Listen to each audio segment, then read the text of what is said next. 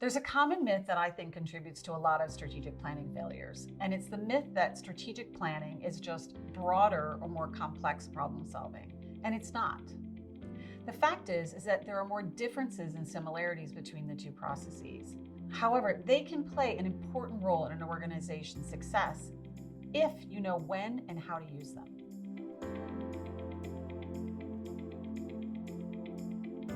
Let's start with clarifying each process. First, problem solving. Problem solving is extremely well understood. It can be done typically very quickly, and it produces what everybody wants, a decision and an action. We start with clarifying the problem, and then we explore the problem and define exactly what solutions might be appropriate, making a decision, and then finally getting into action. It's very linear, straightforward, and easy to manage. That's problem solving. I like to call it management's big muscle group because it's so well used. Now let's look at the strategic planning process. A strategic planning process is designed to disrupt your thinking. So although there could be phases of it that seem familiar to the problem-solving model, it is dramatically different.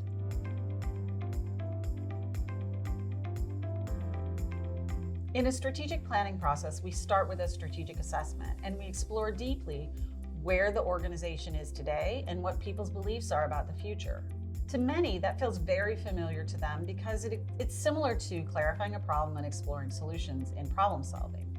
But after we complete a deep and comprehensive strategic assessment, we park that strategic assessment. We put it aside and we turn to the future and explore and define what success looks like in the long run. Now, for some organizations, their vision horizon is at 5 years, some 10, some 20 years. But the idea is to separate the assessment of today from defining a future vision of success. And the difference between those two is the gap that you close with your strategic direction. This process of disruption is purposeful and it fosters strategic thinking and allows new ideas to emerge. Furthermore, the vision of success, co-created among a group of leaders, provides the context for decision-making as they start to execute their strategic plan, as they start to look at emerging issues and how those emerging issues will affect ultimately where they want to go. The third phase of strategic planning is all about closing the gap. Once you've defined your vision, some of the things that you saw in your assessment may not be as important. Regardless, you create a pathway from where you are today to where you ultimately want to go. And this outline of how to close the gap is fundamentally your strategic plan. We'll talk about all three of these phases in more depth in the training program, How to Lead Strategic Planning. These different processes produce very different outcomes. A problem-solving process produces a decision that can be acted on immediately, whereas a strategic planning process produces a strategic plan that guides priority setting, budgeting, and problem solving over many years. Depending on the scope and complexity of the problem solving aids in reaching a decision for a singular action or an action plan with many steps, but they're both focused on the near term. Strategic planning is a process that produces a long-range plan. The time frame is dependent on specific management needs, but is rarely shorter than 5 years.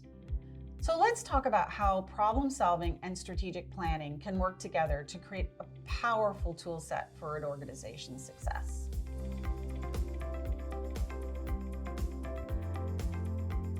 When organizations have a strategic plan that articulates a long-range vision of success and a set of strategic goals to guide them towards that vision, they have a criteria to filter out opportunities that don't fit their goals and priorities.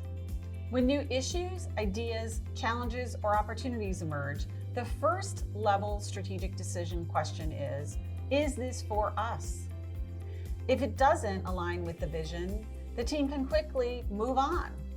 If it does align with the vision, then the second level strategic question is, does it change our plans?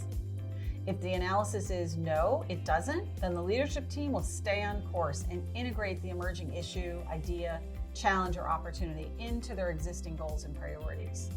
If the analysis of the second level question produces a yes or maybe response, then it's time to move to the third level of strategic decision question. Can we do this, and will we have a payoff?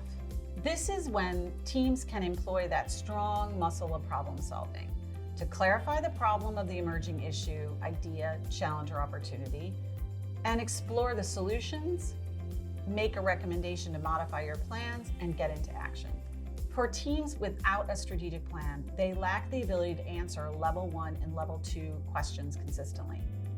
Unfortunately, they spend precious time and resources researching and responding to issues or ideas, challenges, or opportunities that they should not have been distracted by in the first place. They allow themselves to be pulled off course.